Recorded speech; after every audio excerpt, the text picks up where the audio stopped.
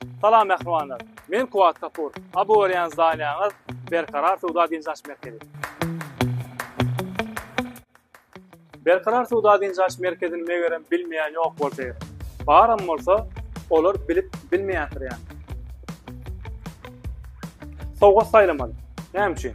Sebäbi has ýakyn günlerde Berkarar'ın doglan güni. Kaçan näýansyň? 26 dekabrda Berkarar Suwda Dinjaş Merkeziniň açylanyna 10 ýyl boldy. Ýagny 10 ýyllyk jubiley kıldy. 10 ýyl. Eýem 10 ýyldan bäri Berkarar Suwda Dinjaş Merkezi adamyň ýüregine girip el jagadyny aldyp bize hyzmat edýär. 26 dekabrda uly show konsert. Show konsertini geçirilýänine sebäbi näme? Birinçiden Berkarar Suwda Dinjaş Merkeziniň 10 ýyllyk jubiley toýu.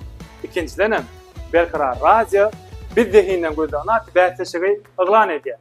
Bäsleşiň şertleri her kim özüniň aýratyn okuýuny görkezýän 1 minutdan 3 minut aralykda bolan videony bize ýollar. Bizem şol videony halka ýaratýar. Ve kimin videosyny hasken prosmotr almanyň esasynda 26 dekabrda uly show konsertde ulul baýraklara münasip bolýar. Onu näme mehman dostlar, mehman zekiyli talantly ýaşamyz aşağıda görkezijek akkauntlara özüniň videolaryny ýollaň we bizden habarlaşyň. 26 dekabrda uly show konsertde bize garaşýar.